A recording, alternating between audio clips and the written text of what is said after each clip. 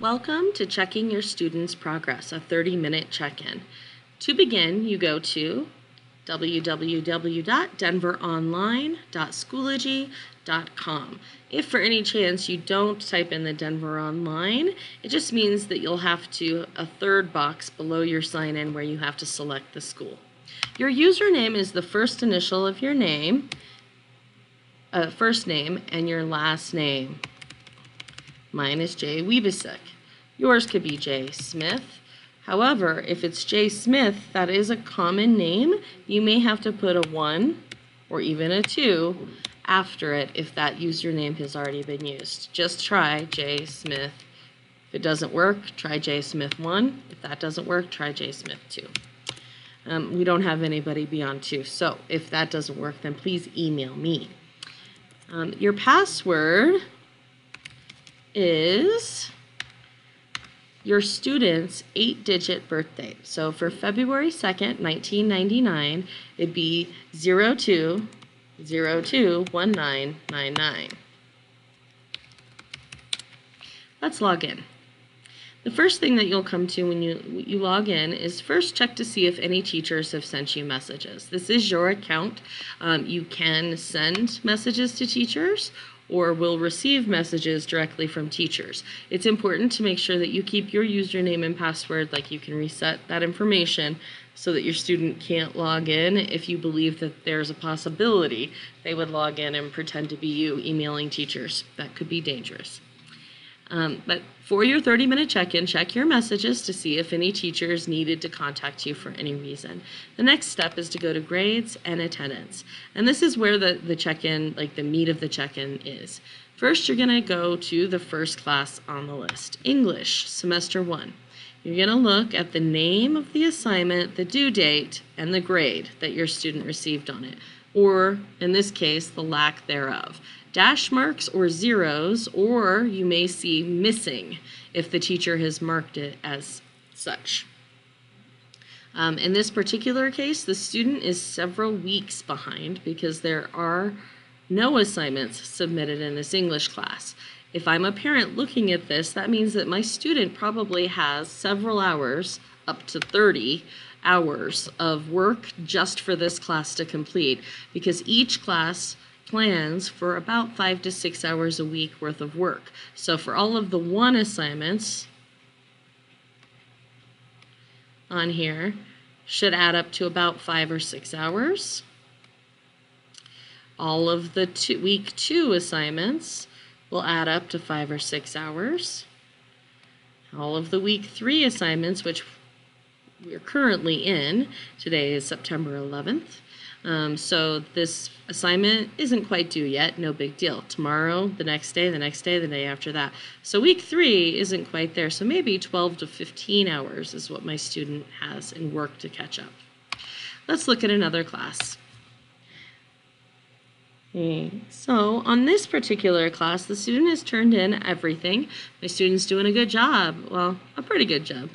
A high C could be a B. I can see that past due assignments are submitted. This quiz is done. I got a 7.5, or the student got a 7.5. 8.33. I can see on this written assignment that the student got a 10 out of 10. Good job. I wish the teacher would have told me why it was so wonderful, but occasionally we don't get that. Quizzes all the way down look good. When I get to this one, I can see that the student has a 0 out of 10, and then I see teacher feedback right next to it. Okay, so you submitted a blank document. Please be sure to attach your work for credit. This occasionally happens with students. Sometimes it's to trick the system. If you do a Thursday check-in with a student and you see a paper thing here, but you don't see the grade, like this is gone, what I have highlighted isn't showing just the piece of paper, it may mean that your student submitted a document, but it hasn't been graded yet. If you check in with them on Thursday, you might see this often. You can trust that your student did submit something. The next week, when you do your weekly check-in, however, you will also see if they got a 0 on an assignment and if they were submitting blank documents.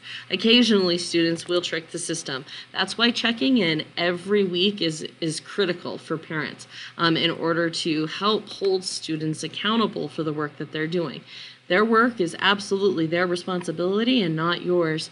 But students in the high school definitely need somebody at home who is going to be looking at their work, who is going to be telling them that they have to stay in maybe for the weekend if they're not completing schoolwork in a timely manner.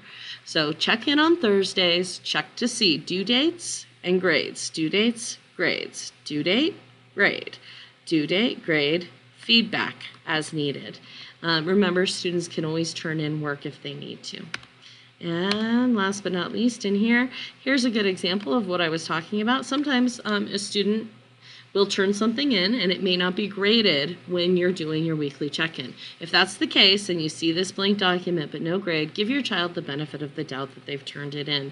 And again, you may need to revisit that document later in case like they accidentally submitted something blank and need to resubmit.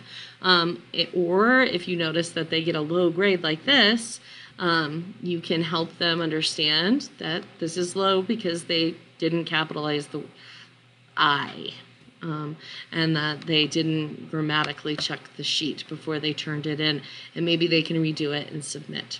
So the 30-minute check-in, it's as simple as that, logging in, checking assignments and grades, assignments, due dates, grades. Feedback as needed. Remember, we believe that if you resubmit something that you grow. So you can always contact a teacher and help the student connect if you see a low grade. I encourage you having the student email their teacher. It's real easy. So like for our English class or for Miss White's homeroom, Miss White, you said low grade assignment 1.1. I am having problems attaching my paper. Please help. Send. Go ahead and have them add you as a parent on that email. This is Weeby's mom checking courses. And that way, when Miss White responds to your student, you can be included on it. This is especially helpful as part of the 30-minute check-in. If your student is complaining, if they're saying, I don't understand the directions, that the teacher is confusing, or that the teacher gave me information, but it's not fixed. Students often are easy to complain to parents, but slow to advocate for themselves with the teacher. Excuse me. So helping them with this is a huge help all around in their success. That's how we do a 30-minute check-in. If you have any questions,